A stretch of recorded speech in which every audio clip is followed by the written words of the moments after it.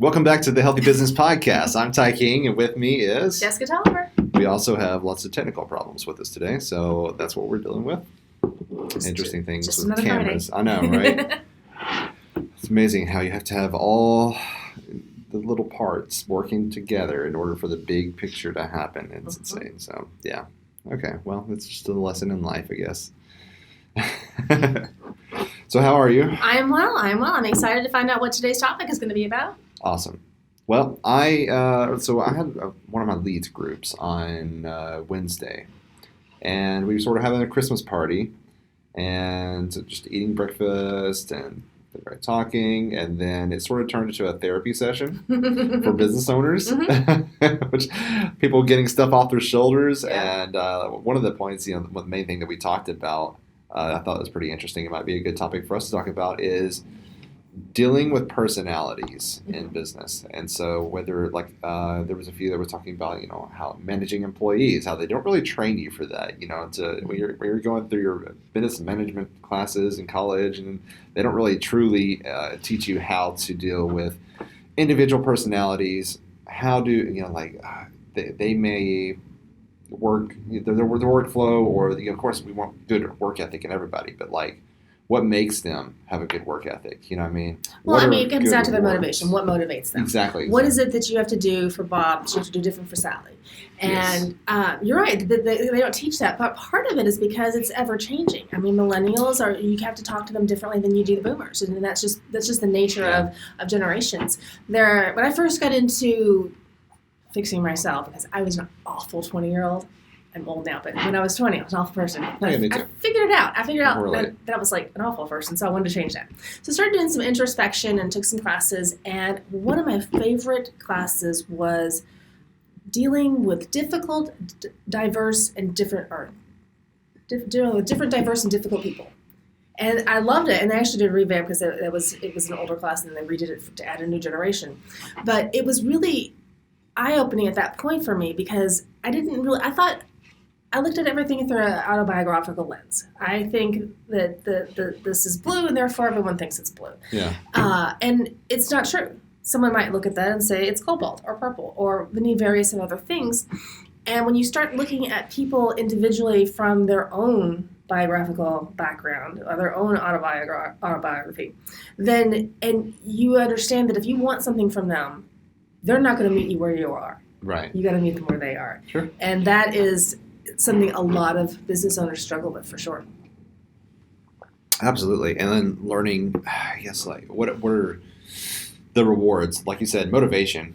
So how do you reward this employee versus this one versus this one versus this one? Obviously, there's the age gaps in between your employees, or even if they're all millennials or all the boomer age. And it's each one of them has it reminds me of the 5 love languages. You read that book. It's same thing. It's how do they give and receive love, and so that's the same thing in rewarding your employees. More recently, I read a book called The 4 Tendencies, and it is a must read for anybody who ever wants to deal with people.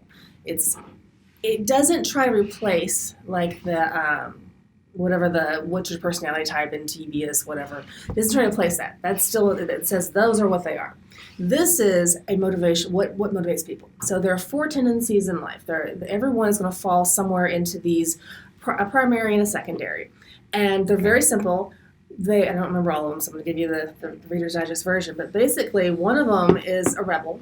And I remember that one specifically because I spent a lot of time rereading that because my daughter is a rebel.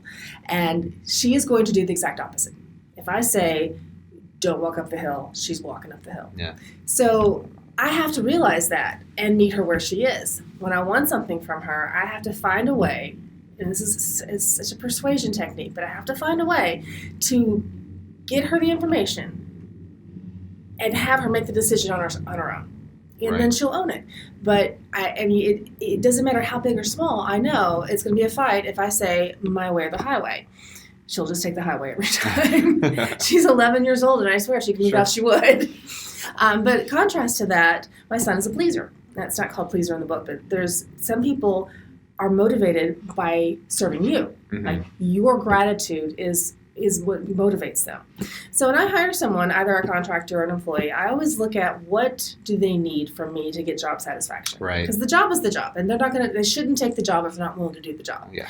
But my assistant, she needs to feel like she's appreciated. Sure. So I, every day, make it a point to find a different way, a very honest and genuine way of saying I appreciate you. I tell her all the time how awesome she is. I get on her social media and I tag her in these office and posts telling everyone how awesome she is because that motivates her. I could give her $1 bazillion and it's only going to go so far because what she needs is that personal motivation.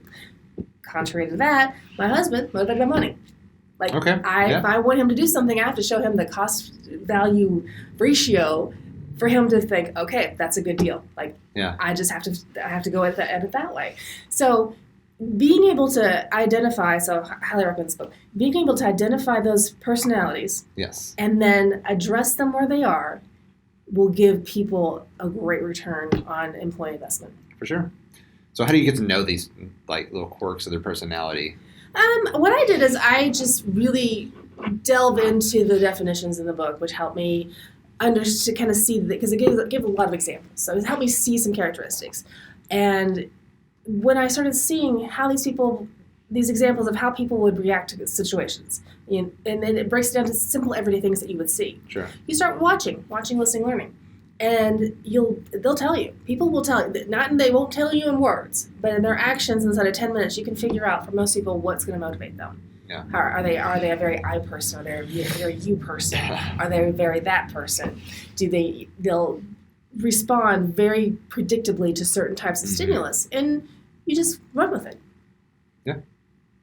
So I know we usually have HR departments in your business, and so they handle a lot of that, I guess. Hopefully. But a good HR department should know the employees and get to know them and help, or at least help mediate between the employer and the employee and make sure we're not crossing any lines, but getting a personality, getting to know the employees, and so.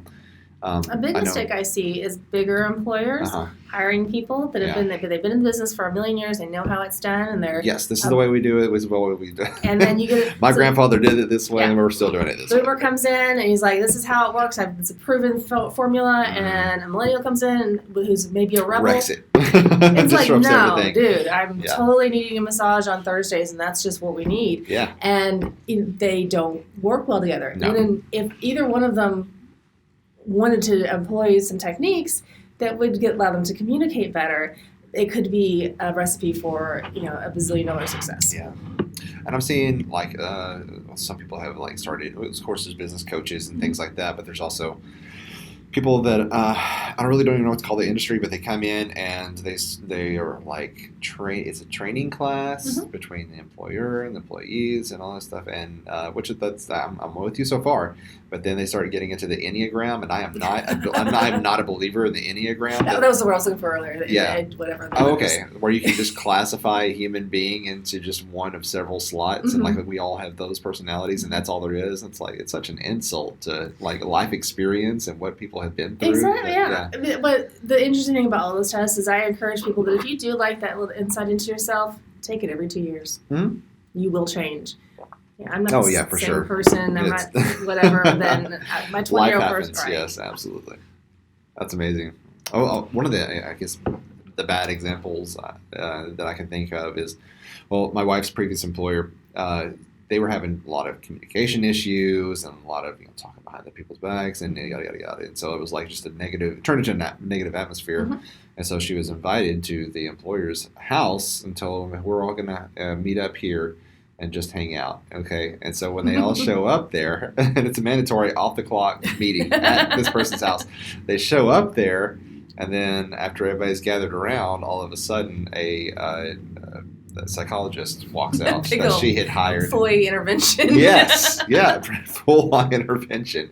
And it completely took them by surprise, and it wasn't, voluntary or... That wasn't very well received, I bet. It was not well received. I mean, a lot of things came out inevitably, but it didn't really help anything. Yeah. It just made more of a hostile sort of... That puts you on the defensive, at the very beginning, which is not good for resolution. So kudos for trying to do something, but do a little bit of research and try to figure out what is the best way that I can reach these people, Right. because just forcing somebody into a box and feel like you're going to do better, Right. it's not going to work. 100%. Yeah. So, and the same thing goes for your clients or customers, Mm-hmm. and it's like you have to navigate through that. And Well, one thing I want to mention with that is, you're, I mean, 100% right. We can just sit there and go, this is what it is, and it is. You're going to deal, when you're dealing with clients, no matter what level of dealing with them you Yes. are, you're always going to have to deal with, if you want to sell things, people have to buy it. Yeah. It's just the nature of buying and selling. So being able to communicate with your clients and be able to reach them is super important. But sometimes you have to be able to not be yourself 100%. You may have to shut off a little part of you Mhm. that might be offensive to them. And not so much because you're an offensive person, but maybe you have different political persuasions. But it doesn't affect the widget or Right. whatever you're selling. So as a business owner, it's advisable to put that in your back pocket, and you'll bring it up later when you're at home, as opposed to having that conversation ever with your client. Sure. And some people have a difficult time doing that. Yes. They are like, man. I need Look to at be LinkedIn. You'll see that. Absolutely. Yes. They want to be their authentic self, and it's like, I don't want to tell people not to do that, but at the same time, consider the outcomes. Like, do you want this person to be a customer of your business more than you care if you try to change their mind about what party they like? Right. And so pick and choose your battles that way for sure. The point I was actually going to make was more from my field is people don't realize how draining that is.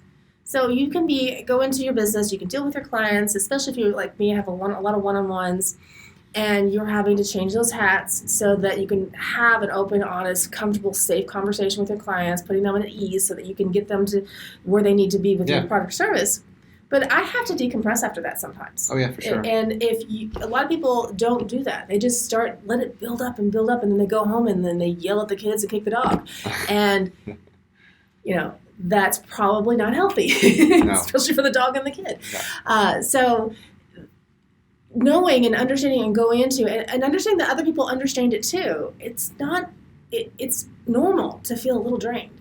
Yeah. It's normal to feel like, wow, that just took a lot out of me. Maybe I need to meditate. Maybe I need to go for a walk. Maybe I just need some self-care. Sure.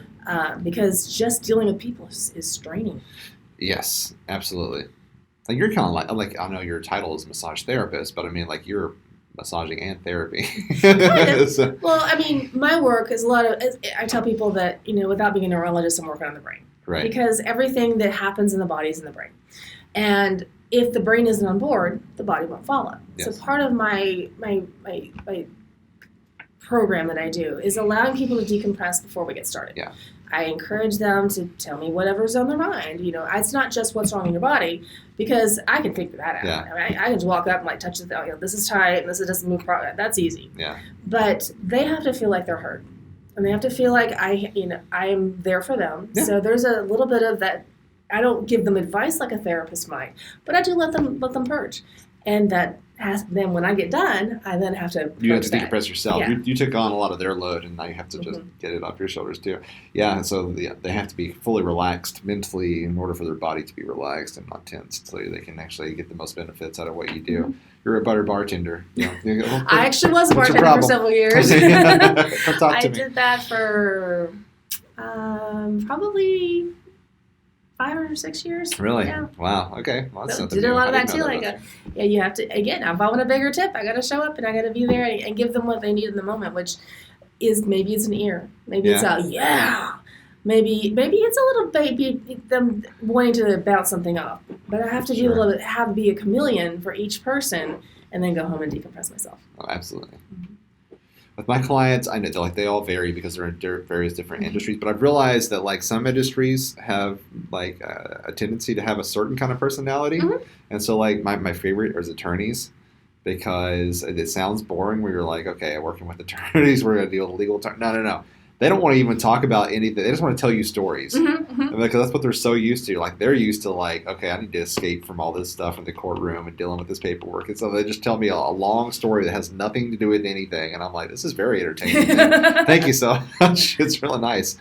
And then I have others that are just they're business owners too, and their schedule is just as full as mine is. And so it's let's just get to the point. Let's brass tacks. Let's Mhm. just get down to it and put the bottom line down here. This I need this. Here's the stuff you need.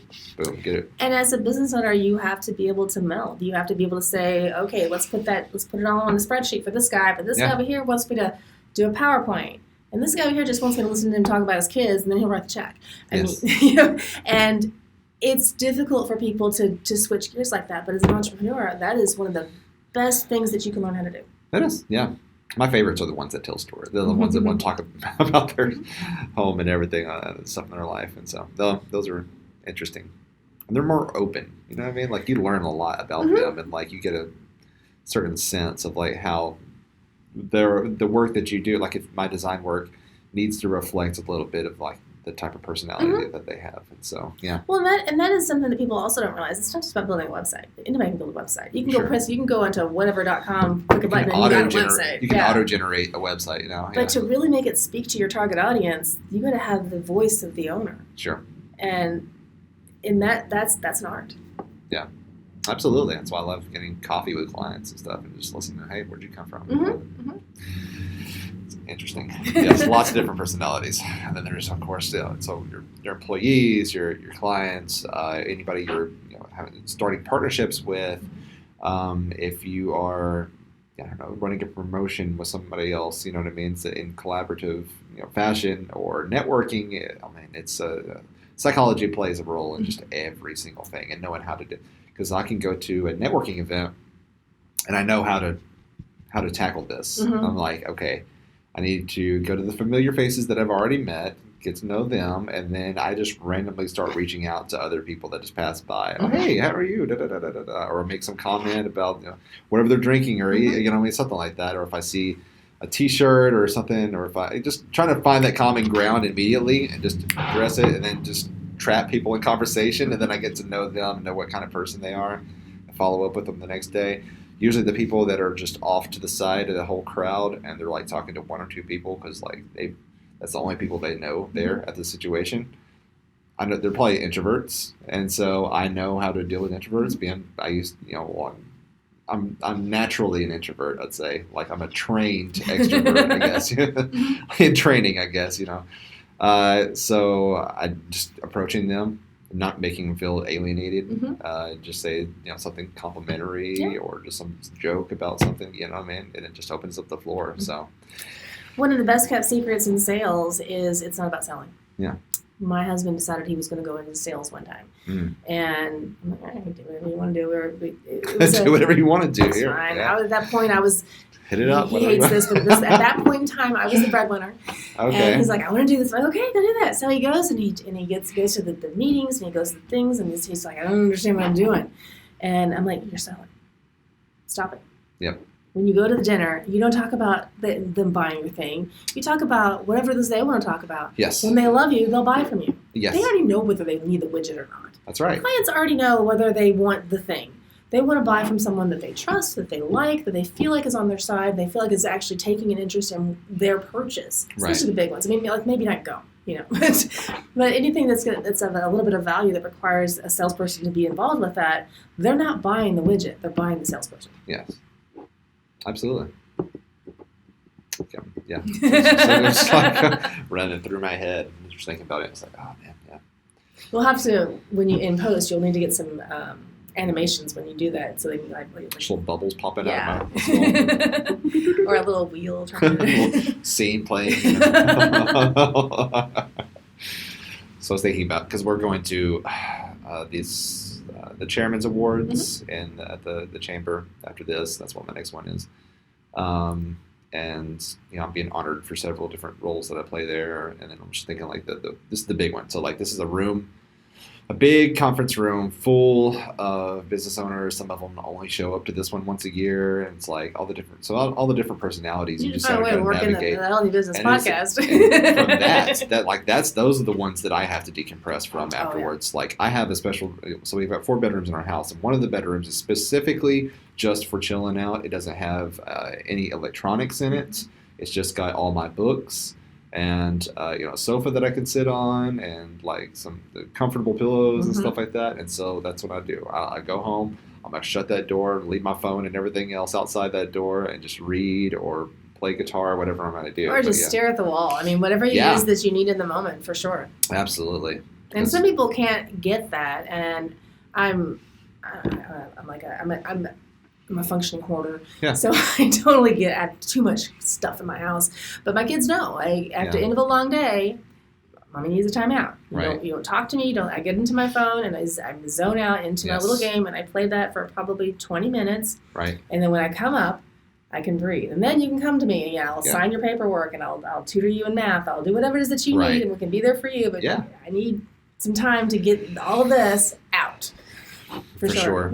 And I'm like, oh man, absolutely. And like some of the political offices will send representatives in, and like some of them are my friends, and most of them work for Republican offices. They're strongly Republican, and then others were like strongly Democrat. And I really don't consider myself to be either, or just like taking a side on that. It's like I see great points on both sides, and like there's a way that we can make all this work, but.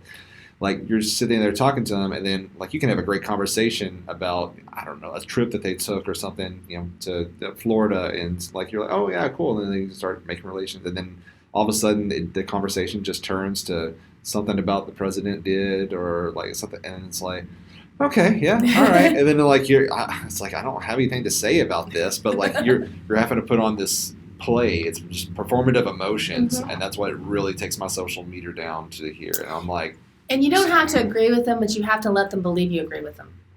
So, and that's the trick. That's not engaging in debate. Sure. But still being authentic to your own position. So you have to let them. And I would tell people all the time: if you just let people believe what they want to believe, they will. Yep, no, that's true. You don't have to lie. You don't have to be not authentic. You don't have to be that person, but you do have to leave space for them to be who they are. Yeah. If you have an agenda in the conversation, and that it sounds bad, but it's not. We want you to buy from us. We want you to do this. We want you to do that. I'm trying to create that environment for you. Sometimes we have to let them be the dominant personality in the room. Oh, absolutely. Yeah, yes, exactly. And it's like, I don't know, I don't want to stop you. Whatever, I mean, just keep talking. I'm not going to let you know that, I'm not going to say if I agree with you or not, but I'm definitely going to let them know that I value their opinion. And so that's kind of what I'm giving them. I'm giving them attention. Yeah. Oh, yeah, good point. Okay, cool. Yeah. All right. I didn't know that. Yeah. I'll go grab some more chicken. All right. All that thought. Yeah. Yeah. I think a lot of business owners, especially early on, because it is their baby and it is their everything, and all that happens, that they forget to do the decompression. They forget that that's important, and they either burn out themselves or they alienate clients. For sure. And either one of those is helpful for a small business. Exactly. And so, like, you're providing. So anytime you open a business, you are a public service, even though You mean you're a private business? You think of public services being police or fire department? No. You are serving the community because you are open for anybody to come in and buy from you, whatever it is you're selling. Yeah, even if it's online, and even if you don't have a storefront, it's still the same. E-commerce, whatever you're doing. And so in that, like, you just think of like just traveling, your daily commute. Going down, you've got all kinds of people that you are passing in their cars. Some of them are just jamming out in their car. You know what I mean? Some of them are very prudishly just holding with their glasses pulled, touching their head at 2 and 10. You know what I mean? On the wheel like this. Yes. Cut you off in traffic, and then you've got the ones that are like have the cardboard signs on the corners, and then you've got the barista at the coffee shop that you just stopped at. I mean, you're serving everybody. Anybody potentially is your customer. You're going to have to deal with all those personalities. Yeah, even if they're not your target audience now, they may be your target audience later. Sure. So you don't want to definitely get a reputation of alienating anyone. Yeah. For any reason. Yeah. So people skills. Absolutely mandatory for any business owner. And if you have crap people skills and don't want to fix it, then you need to hire someone with said skills. Yeah. If you want to step back and just be in the shadows while somebody else is the face of your company, that's perfectly fine. It works, There's some of the most successful businesses really need to. So we don't need Jeff Bezos. Well, and actually that's a point that people don't realize is that I'm the CEO of me. Yeah.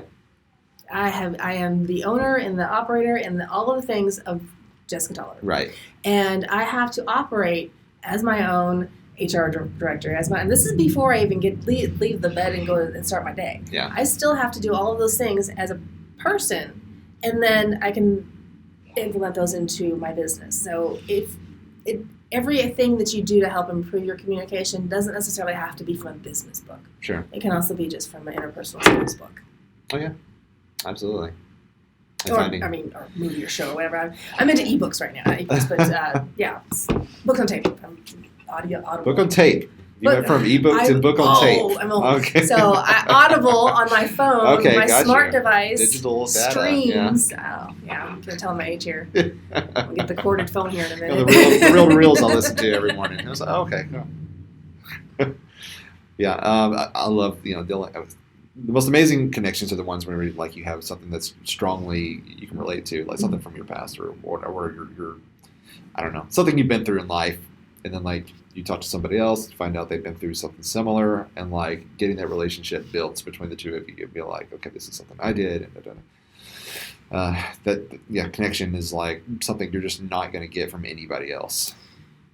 Yes, and to that point, there is nothing that will annoy me more than a salesperson or anyone, I use that term broadly, anyone that's engaging with me, that's trying to get something from me. Yes. Yeah. One-upping my conversation, one-upping my story. Yes. No, I had a dog and blah, blah, blah. Well, I had a dog that was twice as bad and twice as old and twice as long and I hurt twice as bad. Like, I had so we went to, oh no, my thing's going to shut off if I don't plug it in. I might have to grab my cord real quick, but sorry, you talk. I'm going to go get the cord. Well, you started the story and then walked off. I hope you can pause this. Continue it. Continue, sorry. Just make something up. I don't even know the topic. I already told my dog story. Oh, you told your dog story. So I had somebody that, sorry, I'm walking around trying to rapidly plug this in before everything dies. I had somebody come to my house and give me a quote for going to solar power. Mm-hmm. It's really big in Arkansas right now. Yes. Because I eventually want to go to solar. Sorry. All right, I'm back.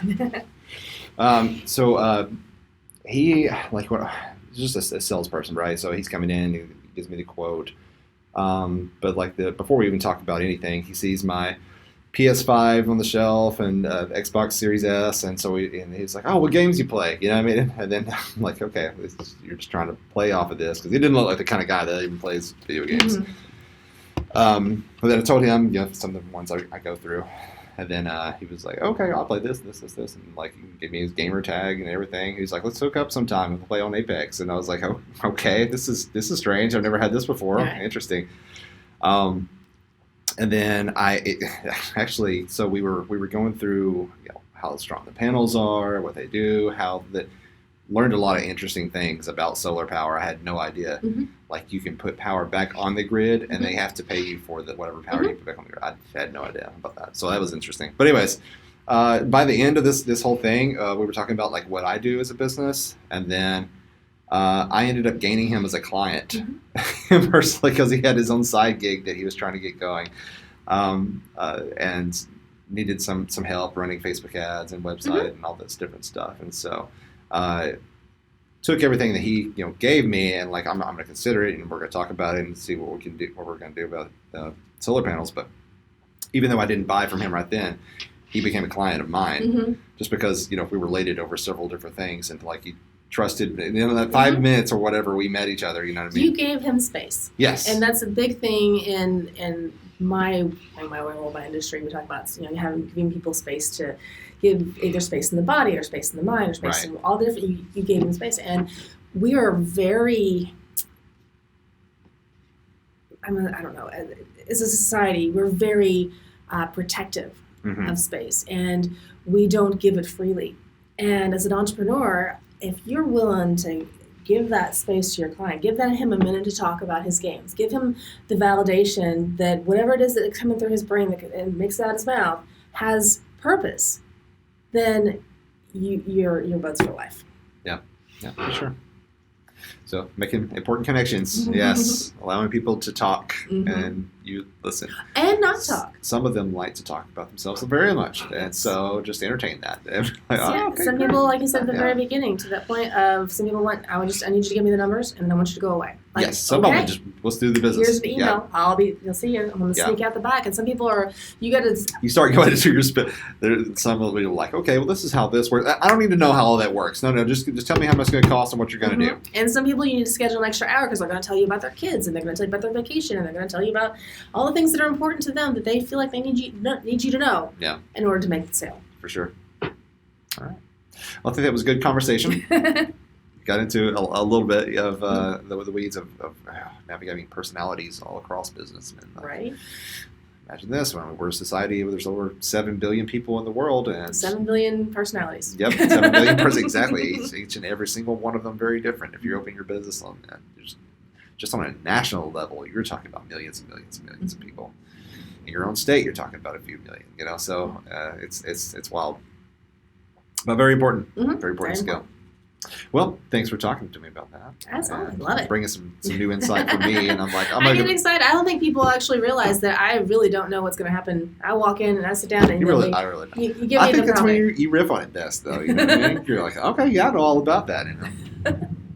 I practice something and be like, what am I going to do? Well, I sound less knowledgeable when I'm prepared. Yeah. Because I overthink. No, I understand that. I overthink it too, and I'm Mm-hmm. very critical of myself, and it's like, yeah. So, that's great. Fun as always. Thanks for having me. Yeah, of course. This is half yours too, so it's just having you. So if you are, of course, watching the video, it may be a little janky. I might like my video is just like slow. I don't know if that's going to be translated after the recording's done. But anyways, if you're watching this on YouTube, then you'll be able to pick this up as an audio form from Spotify and Podbean and Apple Podcasts, all of the above and more. And if you're listening to this as an audio podcast, then you'll be able to see us on YouTube. Excellent. Well, Jessica, it's been great. Thanks for explaining a lot. And I'm getting a lot on my mind now because now I'm going to go to this room full of people and I'm going to be like, okay, a little bit better prepared for this now. I'm not going to do the usual thing. You know what I mean? Like, okay. So it's happy good. to be a part of your success. Yes, well, thank you so much. Hopefully we can add to yours. All right, until next time, keep your business healthy.